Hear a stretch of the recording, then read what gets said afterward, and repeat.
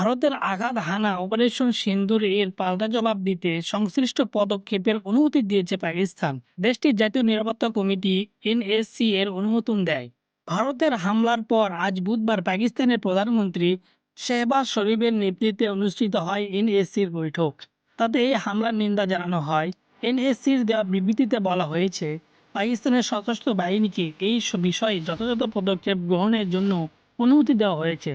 জাতিসংঘ সনদের ৫১ অনুচ্ছেদে বরাত দিয়ে এনএসসি বলেছে, নিরীহ পাকিস্তানিদের প্রাণহানি ও পাকিস্তানের সার্বভৌমত্বের স্পষ্ট লঙ্ঘনের প্রতিশোধ নেওয়ার অধিকার পাকিস্তানের রয়েছে।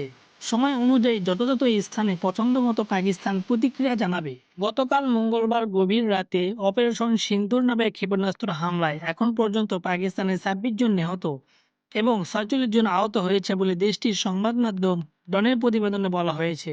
অপরদিকে পাকিস্তানের সামরিক বাহিনীর মুখপাত্র লেফটেন্যান্ট জেনারেল আহমেদ শরীফ চৌধুরী দাবি করেছেন, नुकसान कोई नहीं हुआ है। एक छोटा अस्पताल जो डिस्पेंस তার দেশ পাকিস্তান ভারতের ৫টি যুদ্ধবিমান এবং একটি কম্ব্যাট ড্রোন রূপান্তরিত করেছে। দিল্লির সাউথ ব্লকের দাবি, ভারত নিয়ন্ত্রিত কাশ্মীরের পেহেলগামে হামলা সহ সন্ত্রাসবাদে পাকিস্তানের নিরবিচ্ছিন্ন প্রশ্রয়ের জবাব দিতেই দেশটিতে হামলা চালানো হয়েছে।